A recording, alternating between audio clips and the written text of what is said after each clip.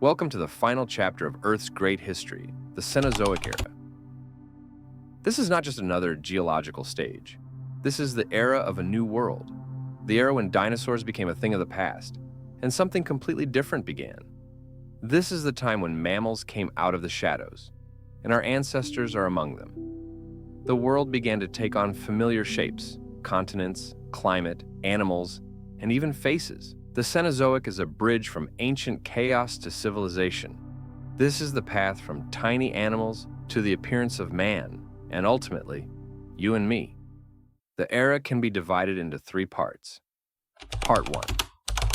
Paleogene, the world after the catastrophe, 66 million years ago. The planet is shaken by a powerful impact. A giant meteorite crashes into the area of modern Mexico. The consequences are a global catastrophe. Fires, acid rain, global cooling. The dinosaurs that ruled the planet for 160 million years are disappearing. The world is becoming empty. But it is in this void that a new chapter of evolution begins. The Paleogene is an era of restoration. It's like spring after a long nuclear winter. Mammals that used to be small and inconspicuous are beginning to fill the vacant niches. The world now belongs to those who know how to adapt. The first large mammals appear after several million years. Someone becomes a huge herbivore, like the early ancestors of elephants or rhinoceroses. Someone, on the contrary, is a predator, like, for example, the ancestors of wolves and cats.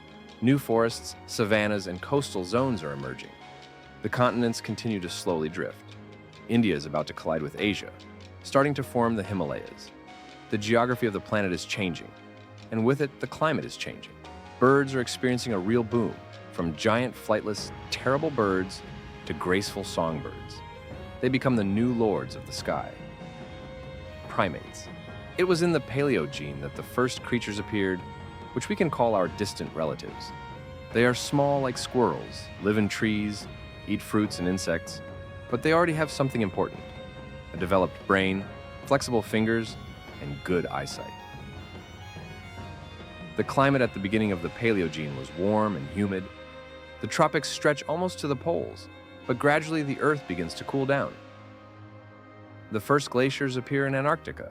These are the harbingers of future global changes. The Paleogene is not just a time of recovery.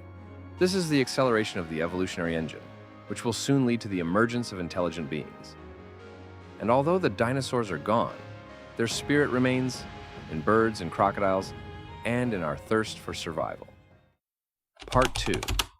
The Neogene, the appearance of our ancestors 23 million years ago. The Paleogene ends and a new act begins. The Neogene. The Earth is changing again, and it's changing dramatically. The climates are getting drier. The forests are starting to recede. In their place, endless savannas and steppes appear. This is a new challenge for living organisms. And as always, the one who adapts and survives. This is a time of active evolution. New forms of life appear as if on an assembly line. This is what the world map looked like at that time. Saber-toothed tigers roam the expanses of Eurasia and America, formidable predators with palm-long fangs. Mammoths walk through forests and plains, covered with thick fur, able to survive even in the cold. In South America, giant sloths, the size of a car waddle, lazily. Animals are getting bigger, smarter, faster. Modern groups appear: cats, dogs, bears, deer, horses, cows. The world increasingly resembles the one we know today. But the most important thing is not in the teeth, it's in my head. During this period, hominids appeared, our most ancient ancestors. Australopithecines are creatures similar to monkeys, but already standing on two legs. This is the first step on the long road to man. They have to survive in conditions where they need not just strength, but intelligence. Hands are freed up. Now you can grab, carry, and make primitive tools. The brain grows, and with it comes the ability to plan, interact, and share experiences. The rudiments of speech begin.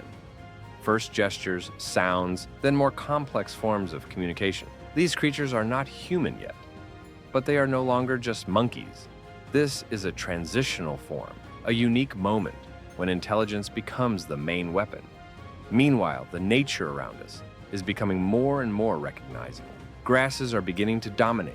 The planet is covered with meadows and steppes. Flowering plants bloom in every sense. They form ecosystems that will form the basis of agriculture in the future. Neogene is the time of preparation. The planet creates conditions for the main experiment of nature, the appearance of man. Part 3. The Quaternary Period, the era of man. 2,580,000 years ago, the Earth shudders and enters a new era, the Age of Ice. An era of change, the era of man. The Quaternary Period begins. This is the time when the climate becomes extremely unstable. A chain of glacial epochs covers the planet. Ice is advancing from the north, absorbing vast expanses. All of Canada, northern Europe, and Siberia are hidden under kilometers of ice. Short warm periods occur between ice ages, creating wild climate swings. Animals either adapt or die out. Woolly mammoths appear. Live bulldozers with fur adapted to the cold. Cave bears, woolly rhinoceroses, reindeer, the entire fauna is honed for survival in the cold. But saber-toothed tigers and many giants of the past are disappearing. They just don't have enough food. But among all these changes, something new is emerging. Someone who doesn't just survive, but it changes the planet itself. This is the genus Homo, Homo habilis, a skilled man. He is the first to pick up a stone and use it as a tool. He not only survives, but begins to create. Then there's Homo erectus. Homo erectus. He's mastering fire. It's not just warmth. This is protection. This is cooking. It's a light in the night. And this is a step towards controlling the environment. And finally, Homo sapiens is a reasonable person. It goes beyond biology. He paints, leaving his footprints on the walls of caves. He thinks, dreams, makes plans. He learns to live in society, to speak, to impart knowledge. With the advent of Homo sapiens, what we call civilization begins. People learn how to grow plants and tame animals. Villages arise, then cities, and then empires. Languages, religions, culture, and states are emerging. And all this in just a few tens of thousands of years, an insignificant moment by the standards of geological time. This is how the Cenozoic era ends, but it didn't end. It's going on right now. You and I are its direct successors. We are a species that has not just adapted, we are a species that has learned to change the Earth itself. We have just traveled a 4.5 billion year journey from a flaming ball of molten rock to a planet full of life, cities, and dreams. The Cenozoic era is not just a geological period. This is the moment in history when the Earth took on a familiar appearance. When we humans joined the game, at first as just a part of nature, and now as a force capable of changing it.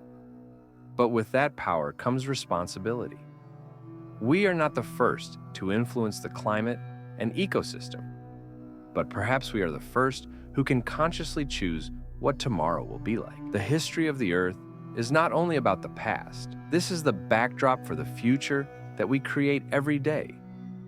And now, when the Cenozoic is still going on, it turns out that we have moved from 66 million years ago, with the extinction of the dinosaurs, to about 300,000, the appearance of Homo sapiens. In the following videos, we will already look at different events of the Earth chronologically. In short, wait for the new video.